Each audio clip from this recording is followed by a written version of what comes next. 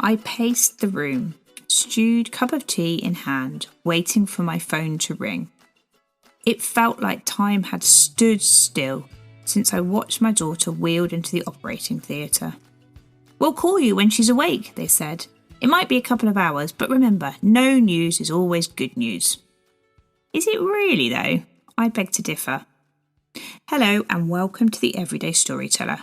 I'm your host, Hilary Solzman. I, like many people, like to feel in control.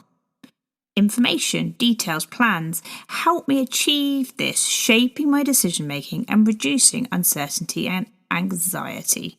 When I don't have the right information, maybe a friend is being a tad loose on the travel plans for a weekend away, or I'm not getting what I need at the time I need it, like if my train's delayed and I don't know when it will be coming, it really stresses me out. My mind starts to whirl, and in the case of being in hospital, I start to think the worst.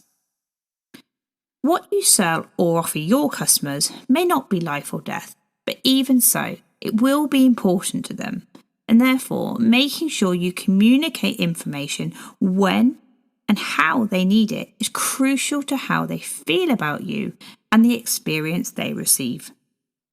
Take some time today to think about when a lack of communication or information from a brand has impacted you.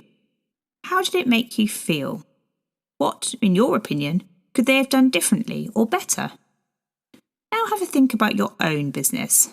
Are there any times when you needed to update a client and haven't? Maybe it was difficult news you had to share, like a delay or price increase. Or maybe you'd felt overwhelmed and weren't sure where to go with it. What could you have done differently? Here are a few ideas to help. Send a quick email that acknowledges how no news could be making someone feel, and be honest about when you may be able to share the information they need. Share a story about your own experiences and your commitments to being better with your clients, whilst also showing others you are human and you can't get it right all the time. Regularly use storytelling techniques to build a high level of trust between you and your customers, so they'll learn to know if they haven't heard from you for a while, it's not cause for concern, and you'll be doing your best to do whatever it is they need. And finally, provide a channel for open and clear communication in both directions. Let your customers know they can always email you, drop you a DM, maybe even have a WhatsApp group with them so they can feel they have somewhere to go.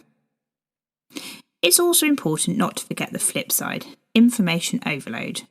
Seek to find a balance between keeping your customers informed and avoiding information fatigue.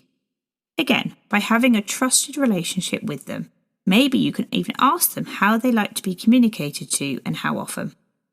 And finally, just in case you were worried, in the case of my daughter, no news was in fact good news.